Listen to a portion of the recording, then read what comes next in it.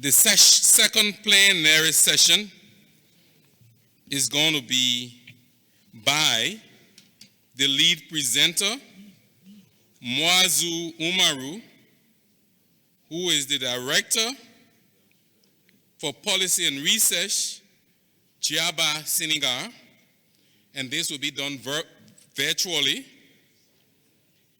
And the discussants are M. Konimba Soma. Will Mr. M. Konimba Soma please come take the podium?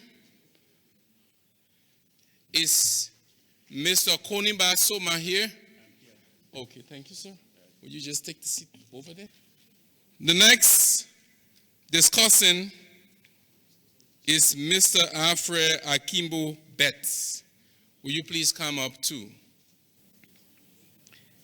And the chair of this second plenary session is Honorable Zubaru Salawu. Thank you. Please take your seats.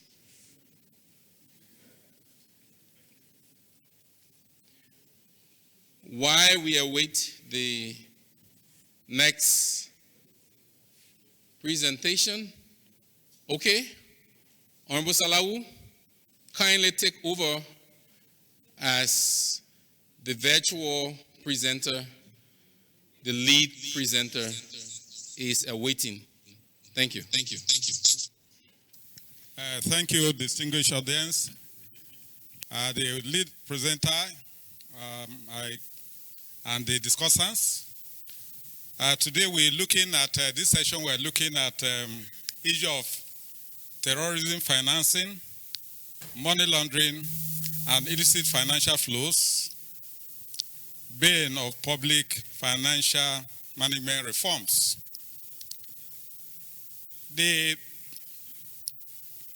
public sector remains the dominant sector in the economy of Africa countries, and in particular in West Africa.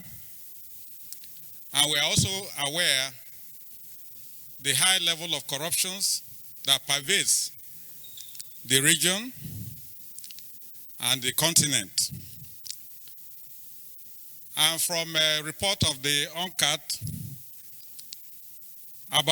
on illicit financial flow alone, about $89 billion is lost through illicit financial flows. That is about 3.7% of the continent's GDP. But in all this, like Prof. Osisioma also painted the gory story of Africa, and in particular, our situation, which he has actually clearly identified.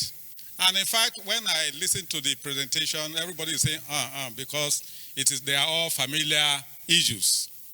But the challenge is, what do we do next? What are those steps that needs to be taken that requires us to make clear strategies, come up with strategies that are implementable? And what, for us as professional accountants, what do we do in the circumstance?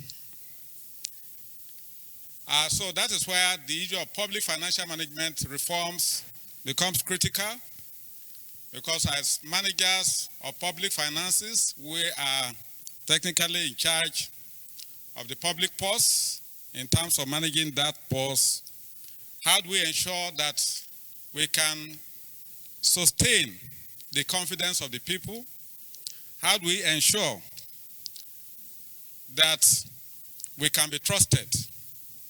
How do we see individually and also collectively as professional bodies, how do we ensure that our ethical values are sustained in the discharge of our responsibilities?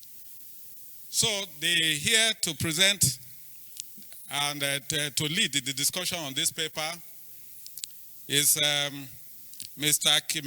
Kimelabalu Abba, the Director General of JABA.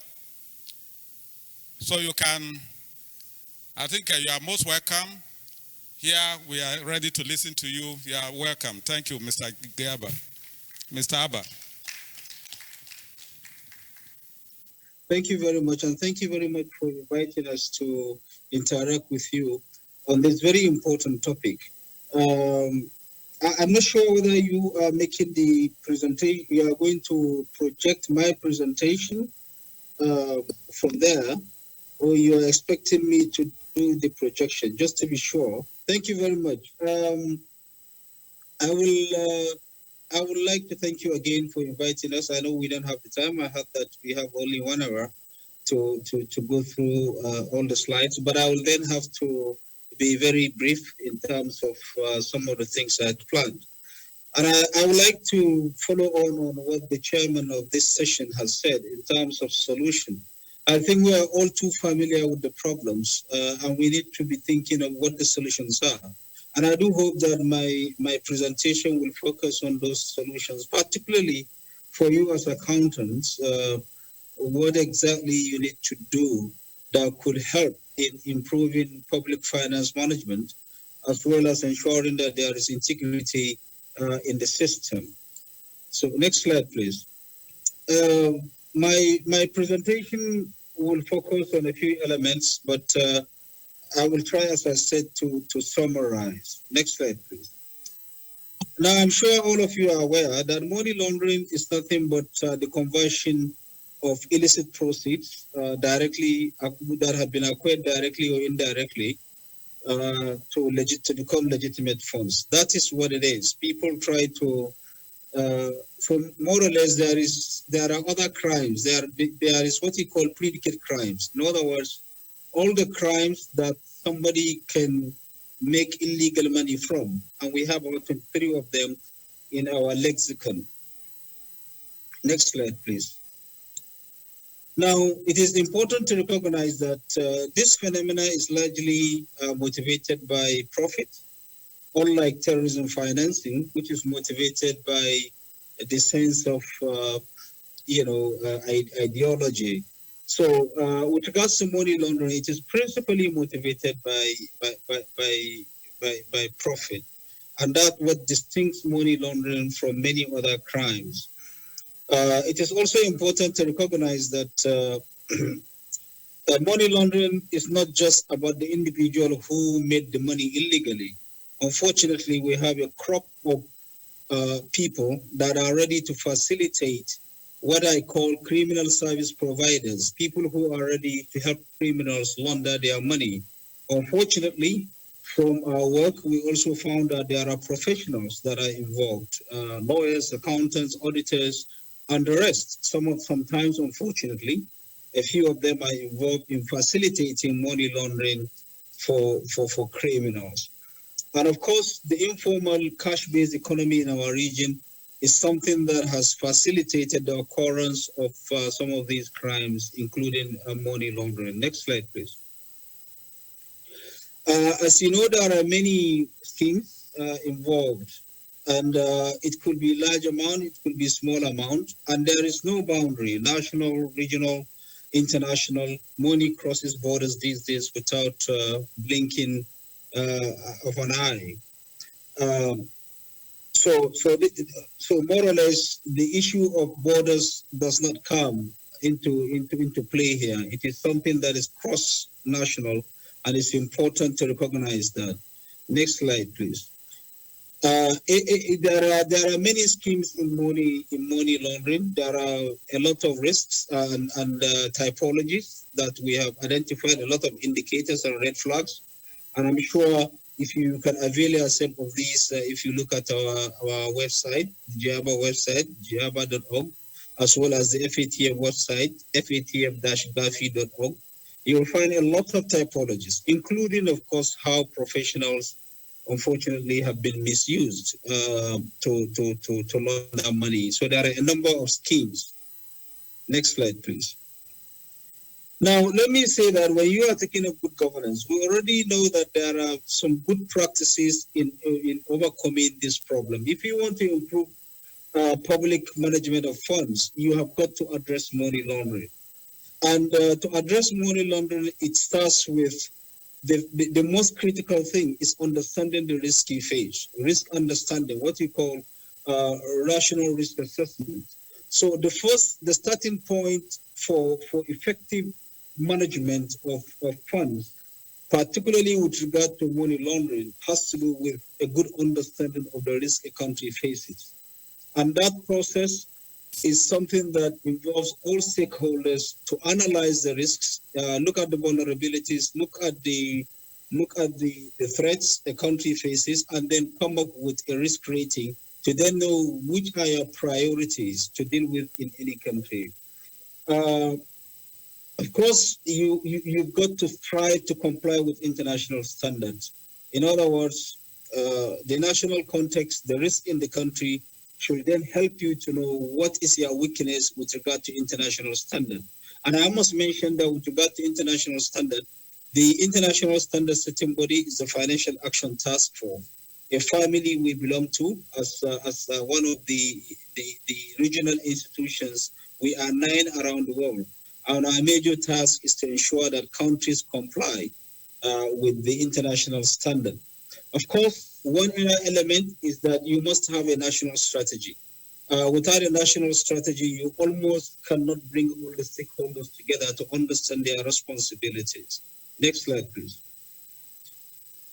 Another thing is, of course, to make sure that you have a national combating ability. That is to say, build all your infrastructure for regulation, for monitoring, as well as for enforcement. That is very important. Prevention and enforcement is critical. You also need to have a framework for national coordination and cooperation, as well as for international cooperation. In particular, the informal sector, there has to be a continuous monitoring of the activities that take place in the informal sector, particularly for professionals like you. You are relating with people who are both in the formal and informal sector. And it is very critical that you become aware of the different activities. I will spell out what your role is in the last part of my presentation. Next slide, please. Now, terrorism financing. When you come to terrorism financing is quite wide.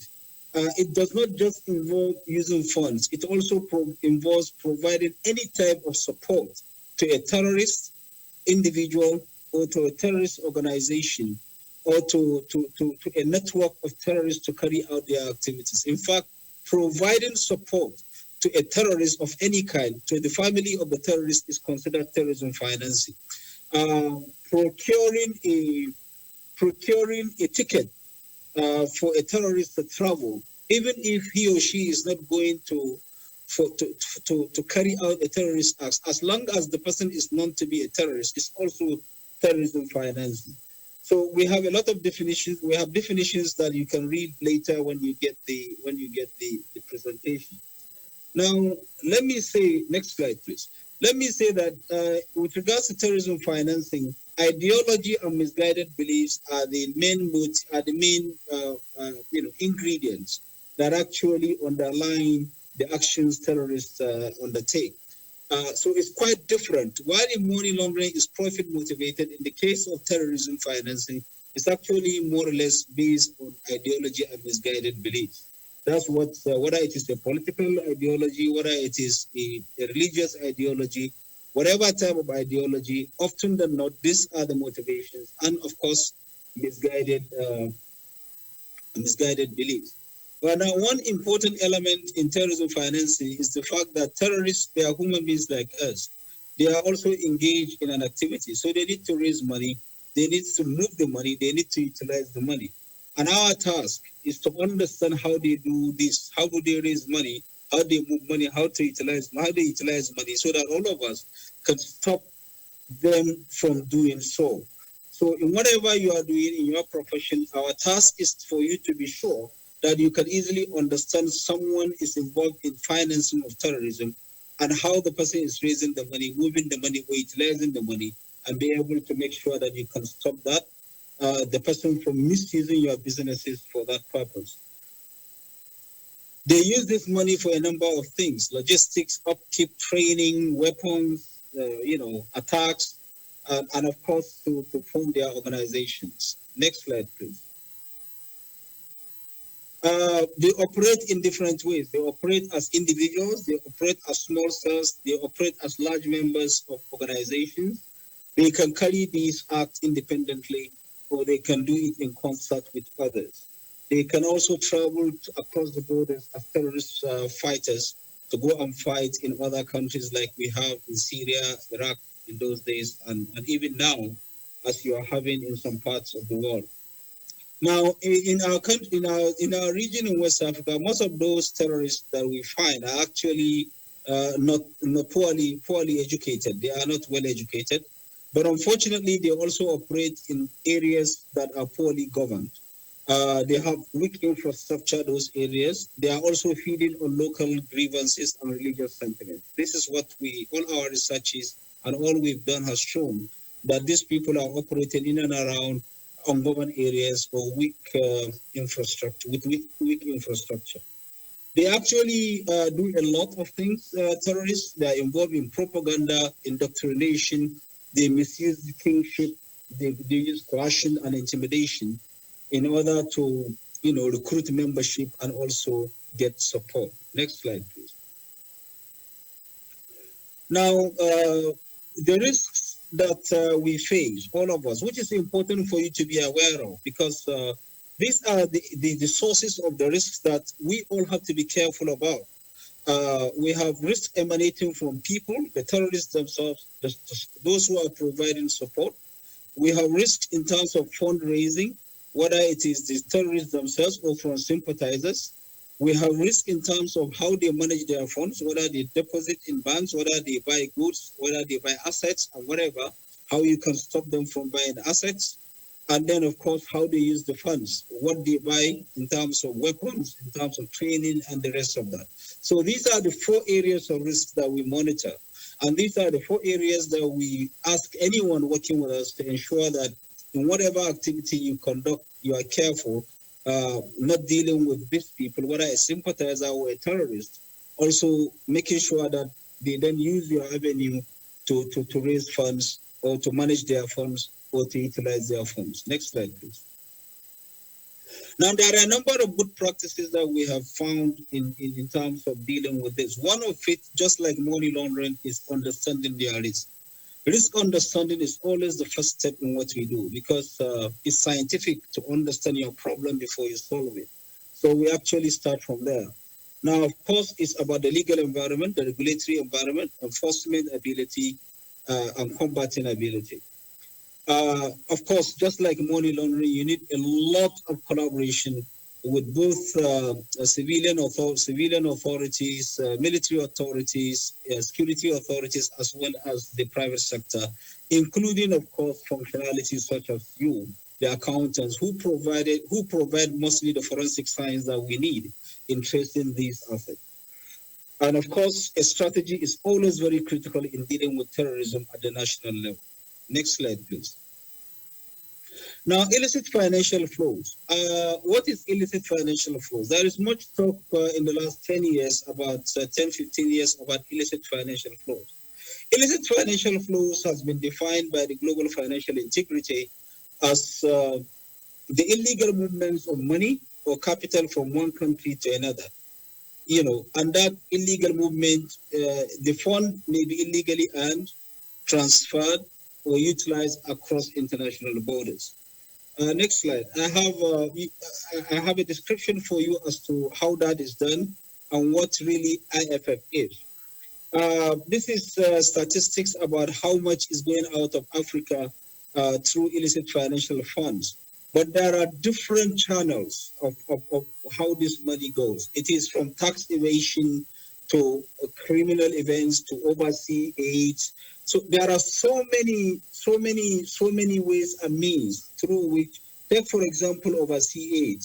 People give you money to develop your country, but they bring more than half of the money is going back to them, and some of it is going back through dubious means, whether it is through human capital they are importing or through machinery and whatever. But in the end, some of it is under invoice or over invoice, depending on how they wish to use the system to gain personal profit. Next slide, please.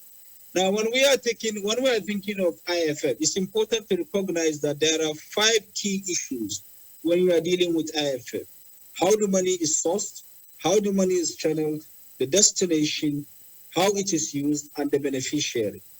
And everything here has to be legal. If it is legal, it is fine. But if any of these elements is illegal, then it falls within the zone of illicit financial flows, and in some cases also within the zone of money laundering. So it is about these 4 channels, four factors. Once you look at these 4 factors and you discover that funds are not sourced legally, they are not channeled legally, they are not destined for legal use, they are not used legally, and then the beneficiary is not the right person, and then the money is moved, then we consider it as illicit financial fraud. Next slide, please. This also gives you a perspective as to how the channels, the illicit financial flows is carried out. Tax evasion, process of crime, money laundering, process of corruption, financing of terrorism and conflict, evading capital controls, sanctions, busting, and bribery. These are some of the channels through which illicit funds are raised and then moved of our region.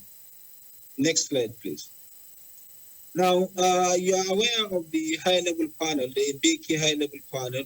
You are aware of some of the findings, and in particular, the ABWA panel made a number of recommendations which are listed below. I will not waste your time going through them, but one of which is, of course, you can see tackling money laundering, double tax treaties, tax-based profit shifting, base erosion, transfer pricing. These are some of the issues that need to be tackled. Next slide, please. If we want to deal with the issues, are many, and for us to deal with IFF, it means that we have to be ready to implement these recommendations. We have to empower our institutions to be able to have the capacity to negotiate, the capacity to enter into agreements, the capacity to analyze investments and know the sources of those investments, and the capacity to be able to exchange information based on good understanding of what the problem is. Next slide, please. Now, there are a lot of good practices that are there with regards to combating IFF. In particular, it is important that for you to recognize that once you are taking up illicit financial flow, the chunk or the major part of illicit financial flow actually emanates from government. That's very important. It is tax evasion, it is corruption, it is bribery. So government is the number 1 loser, and by extension, the people are the main losers when it comes to illicit financial flows. Unlike in money laundering, where it could be both private sector, public sector, and the rest of that. But IFFs, as far as IFFs are concerned, the public is the main loser, and the people then are the losers. And it's connected to governance. It's about good governance. It's about having resilient institutions that are capable of withstanding influence, are capable of dealing with influence. And of course, we know corruption is a critical factor when it comes to IFF, not only as a primary crime, predicate crime, but also as a facilitator and enabler of IFF. Corruption is one of the major ingredients of IFF because particularly for those big companies, they use the instrument of corruption, particularly for public officials, to be able to under-assess their taxes, move the taxes, under-invoice, over-invoice, depending on the flow of their goods and materials and the rest of them, or exploit human capital, overrate their human capital, transfer pricing, and the rest of it. All these issues are connected to corruption as an enabler, as a facilitator in this crime. Next slide, please. Now, one of it is that there is the need to conduct resource governance audit because most of our countries do not have a good understanding of the governance of their resources.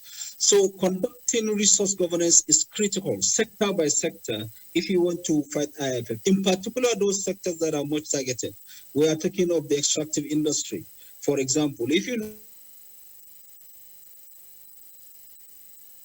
look at the oil industry, quick country, that you conduct a resource governance audit to see how are these sectors being governed, who is governing them, what is the level of knowledge and understanding of the people that are governing those sectors. So resource governance audit is very critical for resource-rich countries. Of course, you have to identify the risk avenues. So conducting a risk assessment is important. What are the risks of corruption, illicit finance being raised and moved within the sector? So risk assessment is important. There is the need to conduct risk assessment in those sectors if we want to understand how to block the loopholes. How is the revenue being managed? Who is involved? Who is supervising what? These are very, very critical factors. And the issue of transparency and accountability. Next slide, please. The other issue has to do with strengthening integrity and putting in place integrity checks and continuous monitoring. Most of our resource governance institutions do not have integrity checks. And those integrity checks are critical to transparency and accountability. One of it is simplifying the taxation system, because the complexity of the taxation system in many of our jurisdictions becomes a yardstick for corruption, particularly both by state officials as well as by practitioners who are deliberately involved in ensuring that they manipulate the system for personal gain and for the gain of those institutions they are working with. So complexity always makes it difficult for people to understand. And in that case, you create you create an opaque environment where only a few people can understand, and that means that they can do whatever they want. Then you have to make sure that there is common operational standards and procedures, which you can hold everyone to account. Standard operating procedures are very, very critical to governance of resources in our region. So this is one area that we can apply to make sure that we stop the hemorrhage of resources in our governance, in our public governance. Next slide, please. One of the other elements is using experts to negotiate the awards of licenses and contracts.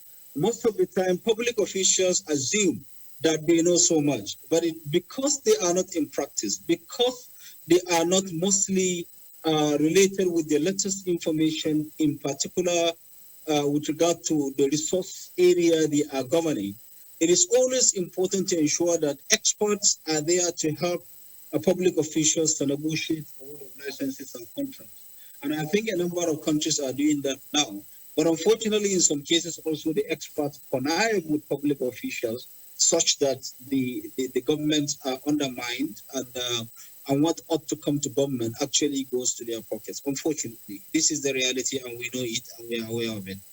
One of it is establishing a beneficial ownership information register. I'm happy to inform you that the FATF has now accommodated this as part of its standards.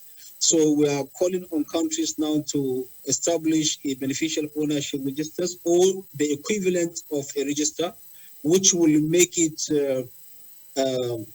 easy for people to then know who owns what, so that when corrupt officials are trying to engage in a business, you can always know that these are not the right people and you can stop them. Of course, public accounting procedures for all revenues, I think there is a lot of transparency now in most of our countries, and I think this needs to be encouraged by you who are involved. By all means, you should have a charter whereby you ask governments to make sure that the accounting procedures are made public, and you enter into that charter with governments before you can provide your services to them, for those of you who are practicing professionally. I think it's important.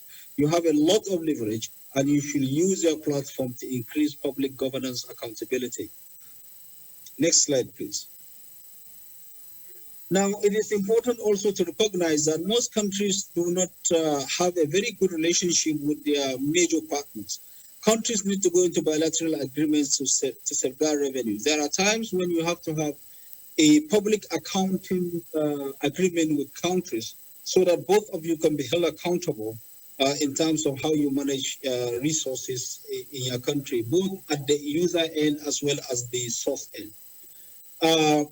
Politically exposed persons they are people who always are having the advantage of sharing power and sharing resources. So it's important to make sure that there is a lot of transparency with regards to ownership of public businesses by politically exposed persons, so that there will be no undermining of public interest and there will be no conflict of interest also. Sanctions. Most of the time, sanctions are undermined in our region through influence and through the lack of desire to implement those sanctions. So sanctions remain vital, and enforcing those sanctions is critical to resource governance.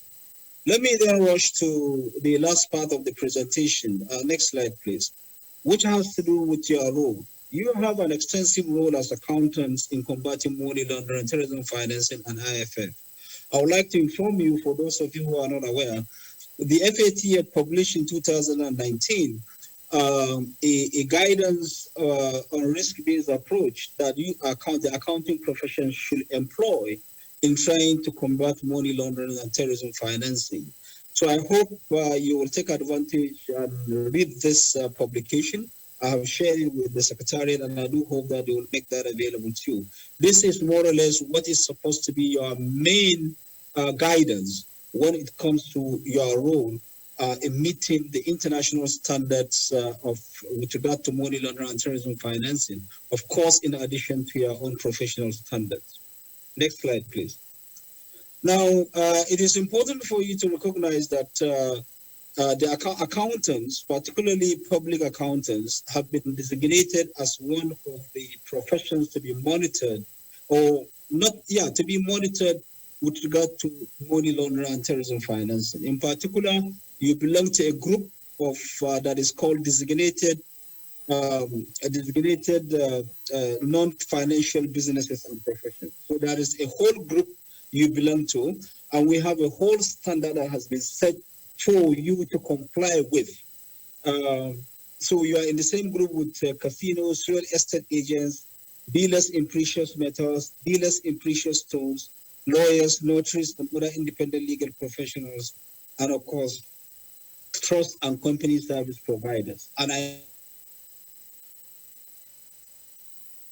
know accountants also provide some company service. So you're also in some way affected when it comes to company service provision. Whether you're a nominee director, whether you're representing some interest in a company, you're all concerned with regards to these standards. Next slide, please. Now, I just have to say that there is a caveat with regards to lawyers, notaries, and other independent legal professionals and accountants. It is important to recognize that this only refers to practitioners, partners, or employed professionals within professional firms.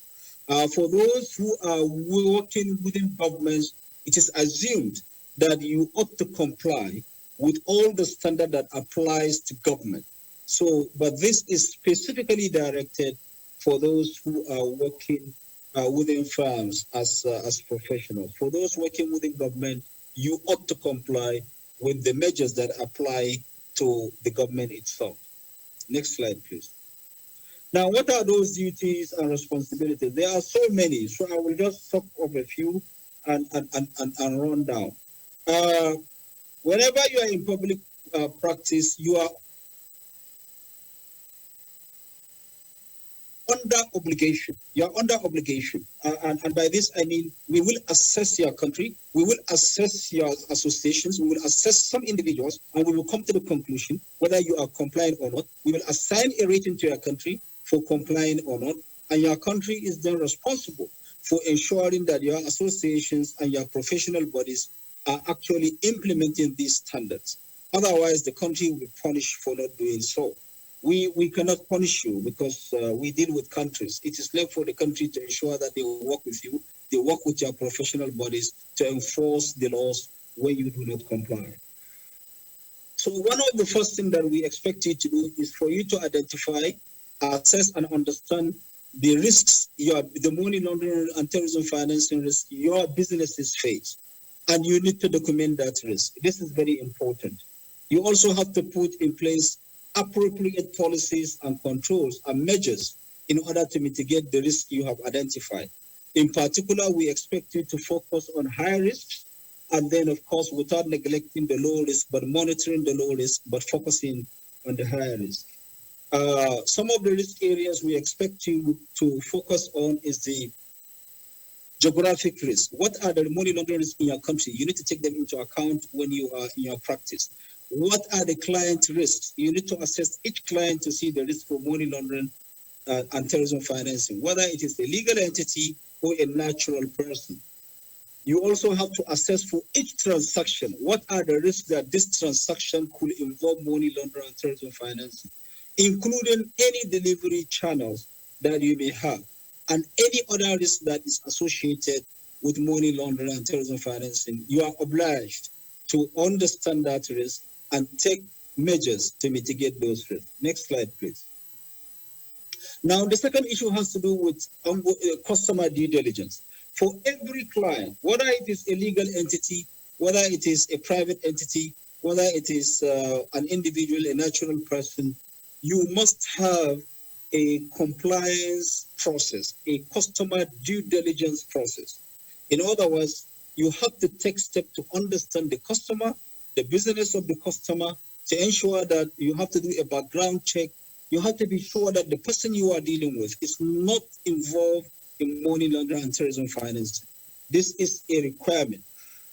You also have, for every transaction, you need to be sure that that transaction does not lead to, did not emanate from, is not involved in, and does not lead to, money laundering and terrorism financing. You are also required to understand beneficial owners, to identify beneficial owners. A beneficial owner is the natural person, not the legal person. The very natural person behind the transaction, behind the deal. You must know who that person is. Understanding beneficial ownership is very, very important, particularly for those of you who are dealing with legal entities. If you are providing services to UBA or EcoBank or any of the banks or any of the firms, you must understand who are the people owning this firm, the shareholding structure of the company. It is a responsibility for you to understand those behind the business. And beneficial ownership is a very difficult thing to achieve. So that's why I will spend some time just telling you what it is. To map, there are about 4 critical things when you are dealing with beneficial ownership. And one is the assets of the company. Second is the ownership structure of the company. Third is who is controlling and managing the company. And fourth is who is the eventual beneficiary of the benefits that are derived by the company. These are the 4 critical elements that you need to understand. So in control, you also have management. And next slide, please. Next slide.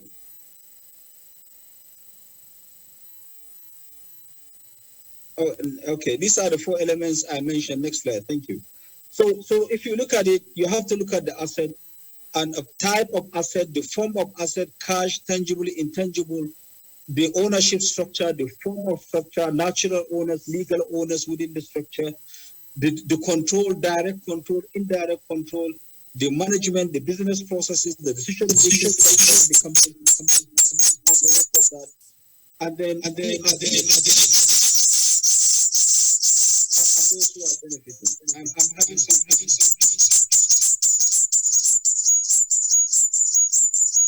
Hello. If anybody else is on Zoom in here, could you please mute? If anybody else is on Zoom in here, could you please mute? Thank you.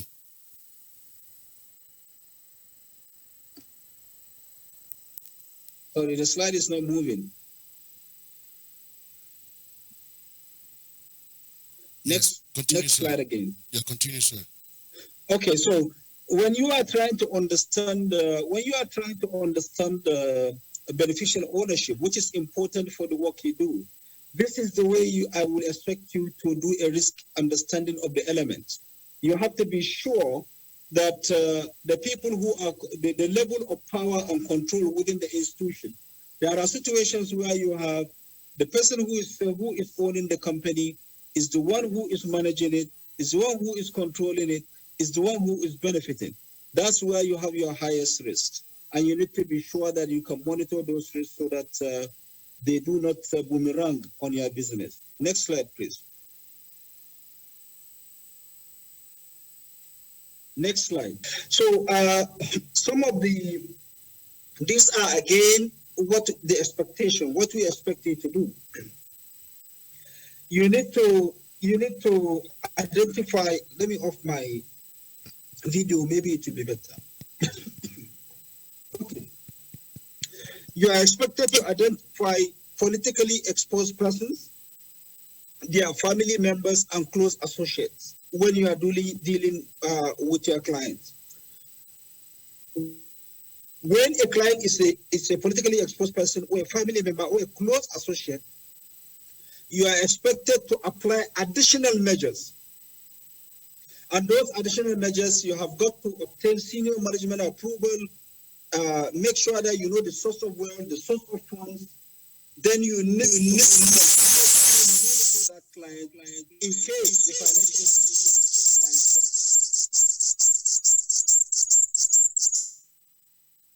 the other, I will just continue. The other obligation I'm at 4. The other obligation is that you have to remain alert at all situations in order to detect money laundering behavior from all clients. You have to be sure that you are monitoring all the businesses. You are monitoring the businesses of your client from time to time in case there are risks. Suspicious transaction reporting. You are supposed to report suspicious transactions. When you detect that reasonably you suspect that a client may be involved in money laundering and terrorism financing, you are required to report to your authorities. I'm at number 5. You are required to report to your authorities. And your authorities will then do an investigation to confirm your suspicion. And of course, where your suspicion is confirmed, there will be prosecution. Next slide, please. Next slide.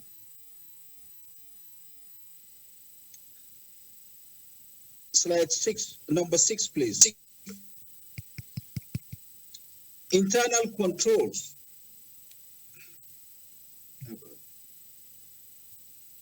You are required to ensure that you put internal controls in your. There must be anti-money laundering internal controls in your business. You have to develop a compliance program that you will make sure that it is widespread throughout the institution, so that you can make sure that all the staff within that firm are actually complying with those obligations.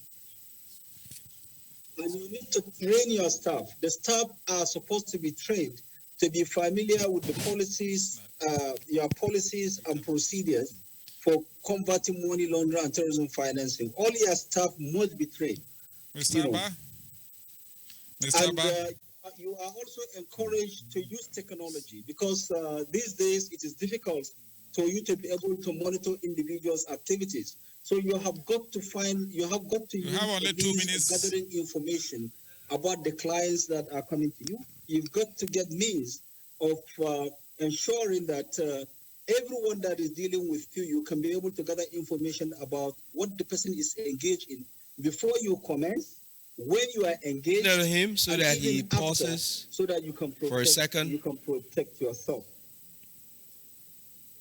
Now, senior managers in every accounting firm are supposed to monitor the effectiveness of the internal control measures.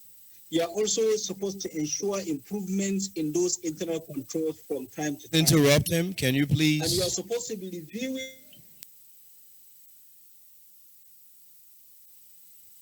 So when you develop your compliance framework, you are supposed to monitor Mr. Umaru? effectiveness. You are supposed Mr. Umaru? to know that there are weaknesses within the controls.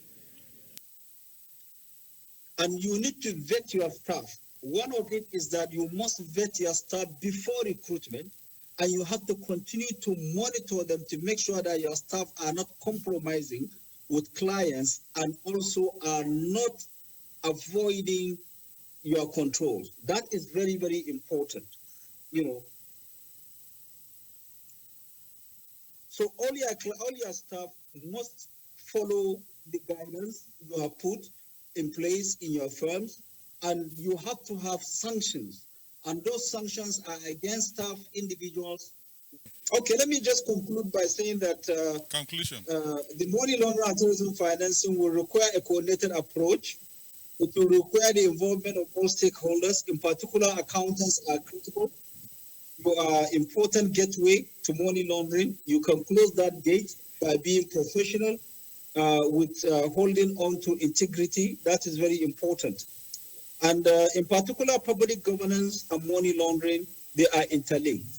And the more credible governance you can provide with finance, the less will be money laundering in public financial management. So with these few words, I want to thank you for inviting us. I'm sorry that we had some technical hitches, but I hope you will get the presentation, and that will be of benefit to you. Thank you. Thank you very much. Yeah, thank you, Mr. Umaru, for the short presentation. Yeah, we were told earlier that, luckily for him, he's a magistrate, and he's a Director General of GABA. So probably we'll say that lawyers speak more. So that's how we're able to get so much from him. But again, it's just to underscore the importance of this particular session and the impact, the negative consequences and impact it has on the economies of Africa, and in particular on our region. He has been able to go through, give us an understanding of those key elements, issue of terrorism financing, what they represent, issue of money laundering, issue of illicit financing. And he went further to also give us an insight of the fact that about $192 billion are actually passed through these channels on an annual basis in Africa. And from the presentation, we have seen a lot of some of the issues that have been raised in terms of how these are carried out, and measures, standard measures and best practice in dealing with these issues. And also he has gone further to also give us an insight in terms of the provision under the Financial Action Task Force, which is an international task force which is focused on illicit financial flows, and the obligations that for us as professional accountants, what those areas that we need to focus on when we render our professional services. Again, I think he deserves our applause, please. Can we clap again? So we'll quickly call on the first discussant. We have discussed here, and we have made the decision that it's going to take us 5 minutes for each of them. So I'll first call on Mr. Kariba Sona, a chartered accountant of Onesa, Burkina Faso, to make his comment on this topic. Thank you very much. Merci, et merci à M. Umaru pour sa brillante présentation. C'est vrai que ça a été un peu long, mais bon, je pense que c'était prévu comme ça. Alors, je ne vais pas revenir encore sur tout ce qui a été dit, donc concernant le blanchiment des capitaux, et le financement de terrorisme et les flux financiers illicites. Je vais tout simplement ajouter que évidemment, ces pratiques-là nuisent de façon assez grave donc, aux efforts donc, fournis par nos États pour donc, améliorer la gouvernance et même améliorer donc, les finances publiques. Vous savez que ces dernières années, nos États ont entrepris de mettre en œuvre un certain nombre de réformes pour améliorer donc, la gestion des finances publiques. Mais évidemment, ces pratiques-là, notamment le blanchiment des capitaux et le financement du terrorisme, contribuent effectivement à annihiler un peu les efforts que nous produisons dans ce sens-là.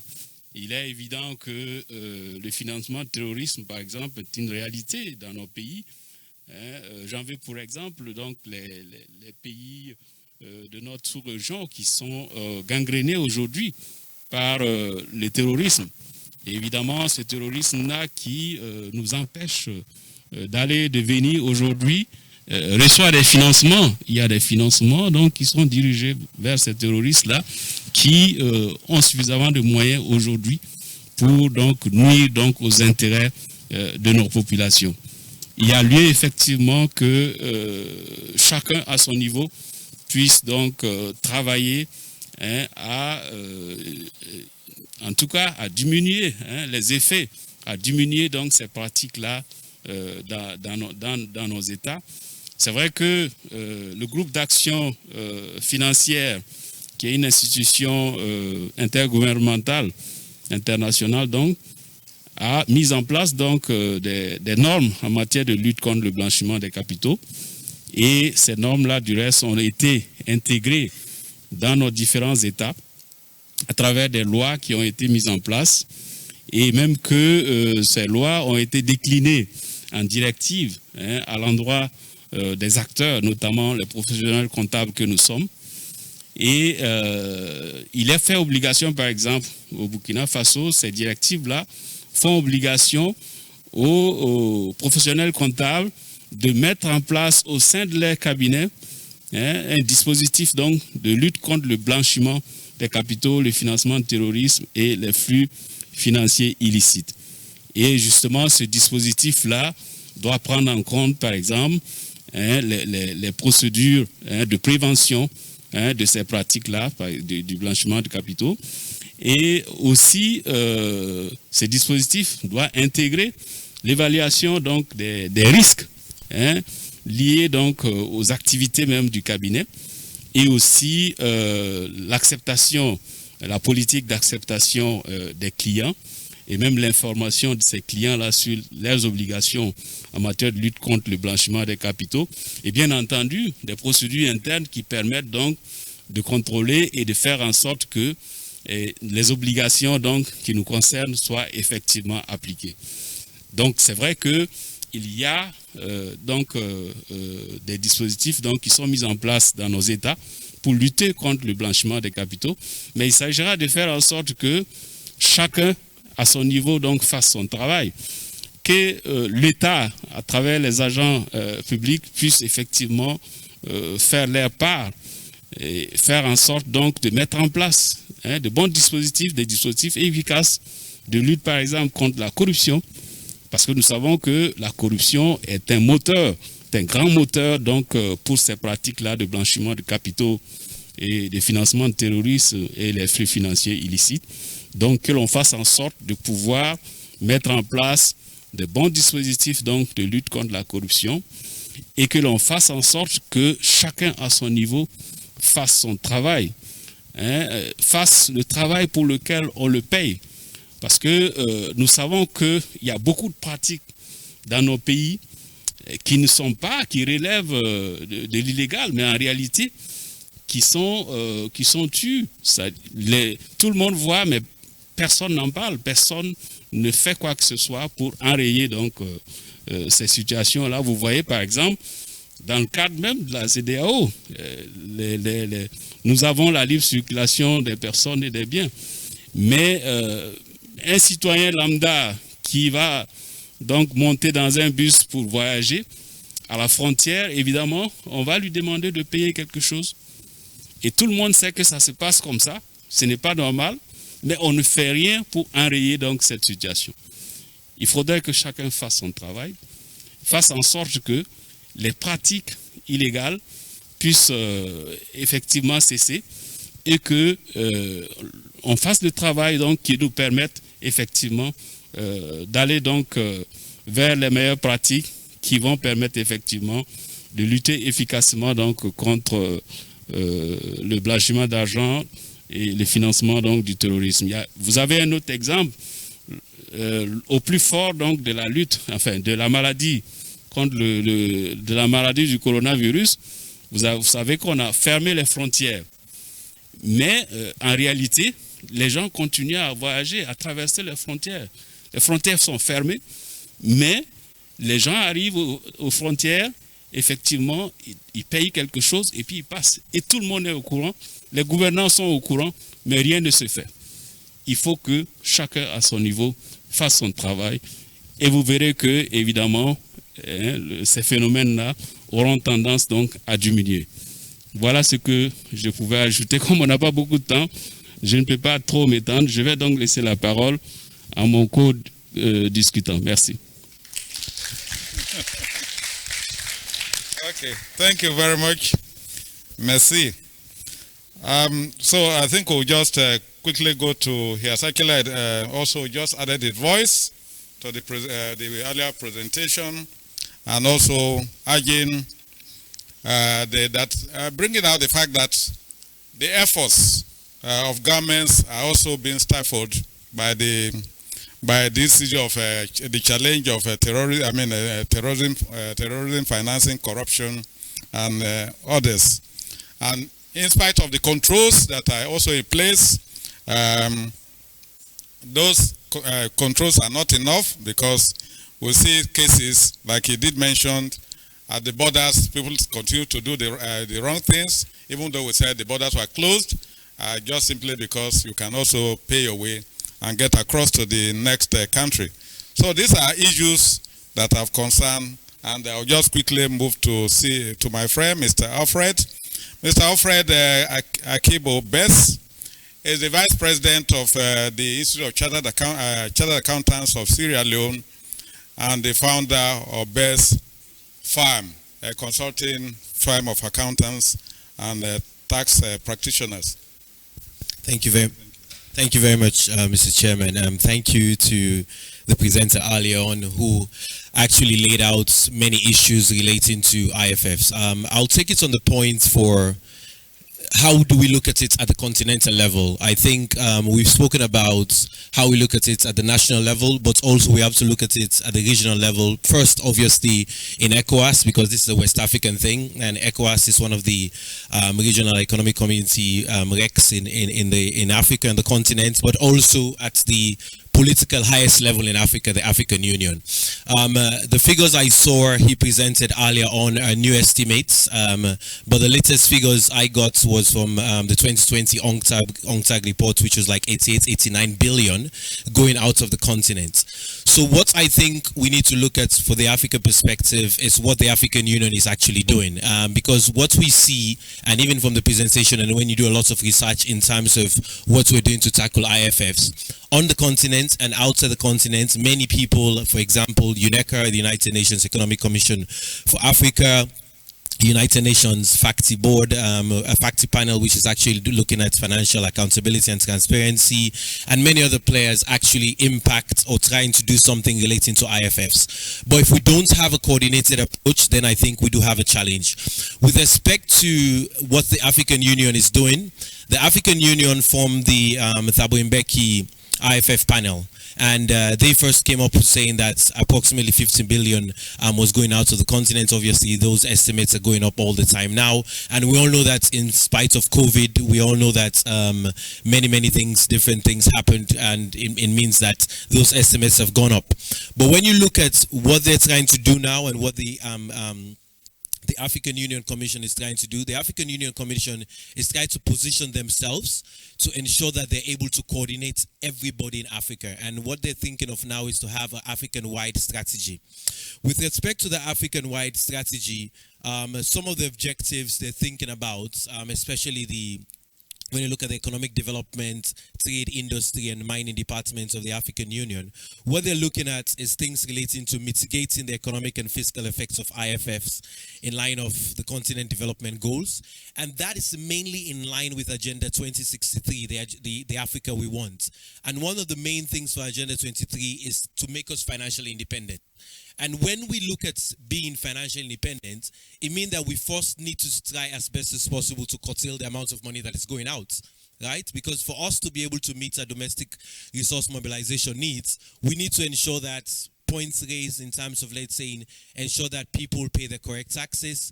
When we're even looking at the presentation he made earlier on in terms of saying the informal sector, we have wastage there. Yes, that's true, but the big players there in terms of multinationals, especially let's say in the extractive industry, we do have most of our countries being resource rich. We all know the transfer pricing games they play. We all know the things they're doing to ensure that they curtail, they don't pay the correct taxes. And that's the reason why at the OECD level and the national level, at the international level for UN, they're trying as best as possible to see how you could reduce basic erosion price and profit shifting issues. The other objective there for the African Union is ensuring that the increased domestic resource mobilization, and that means that, like I said earlier on, curtailing trade-related illicit financial flows, but more importantly, coordinating everybody on the continent to ensure that people and institutions come together in a more cohesive plan and strategy in actually tackling that. In some of the things also, and if you look at the three main issues that we need to look at going forward in strengthening IFFs or curtailing IFFs on the continent, we have to look at strengthening good governance and accountability. In the first session, we spoke about good governance issues. When we talk about corruption, when we talk about some of the things the previous discussant said, it's, let's say, people going over the border, it's because we don't have systems in place.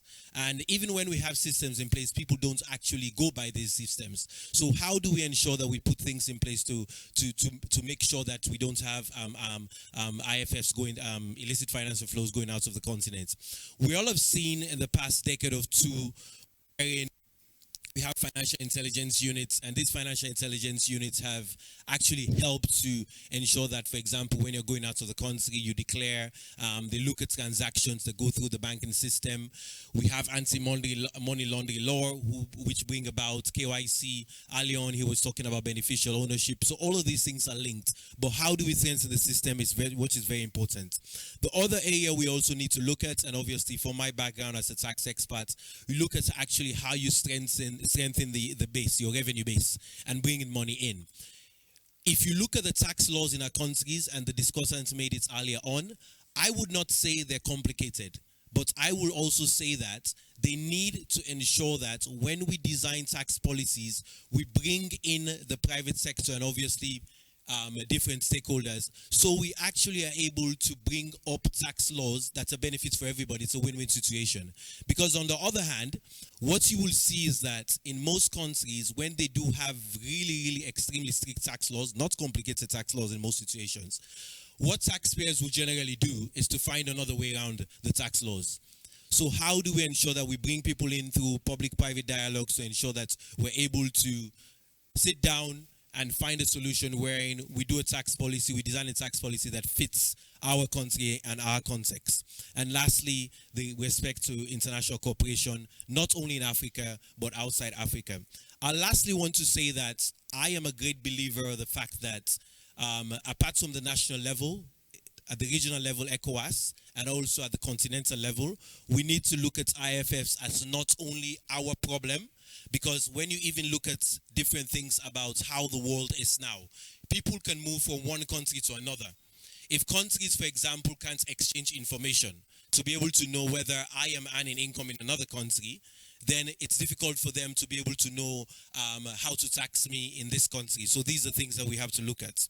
And I think that critically, the fact that we're talking about West Africa here, ECOWAS needs to fit into that process. Thank you very much.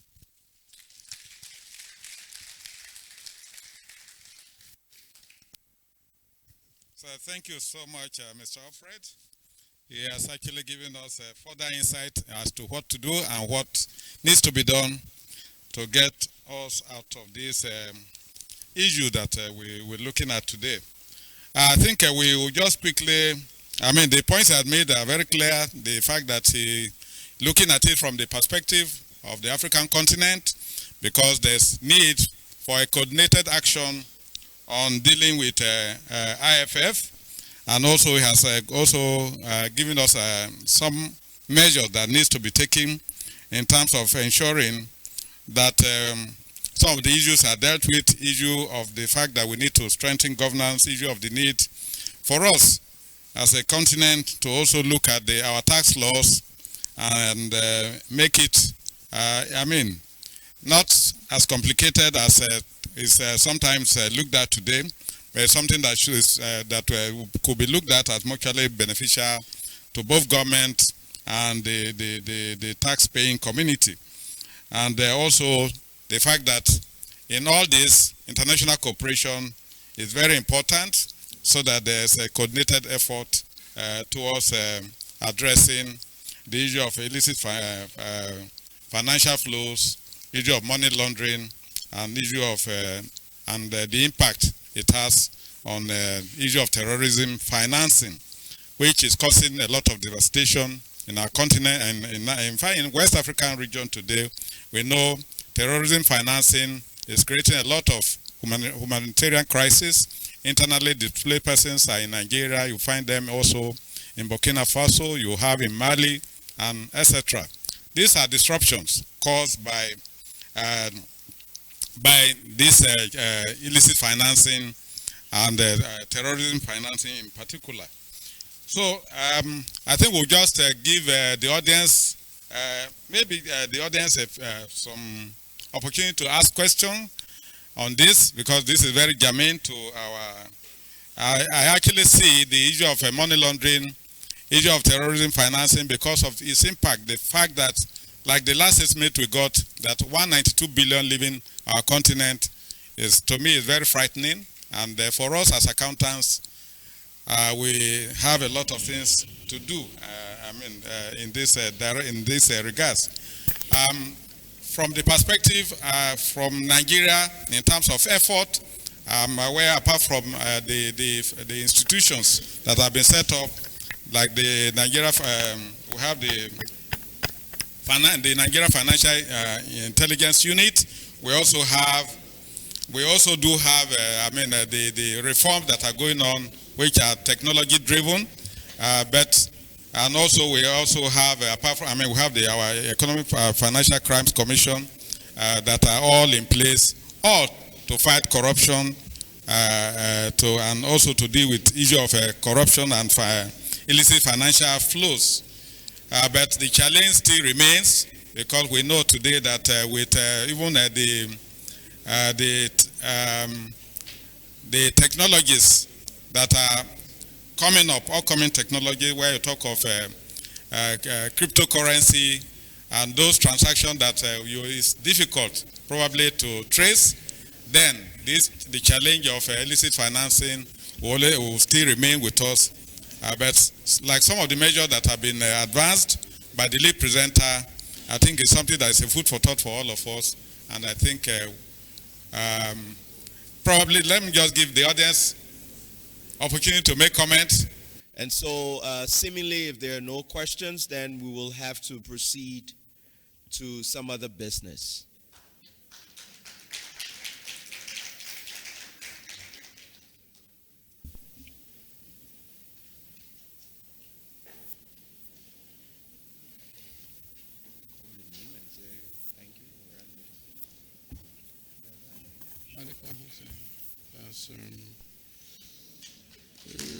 Where is it? So there. Yeah. This. The one down. Thank you, Mizio Koniba Soma, our discussant. Thank you, Mr. Alfred Kibo Betts. And thank you to our lead presenter, Mr. ABWA.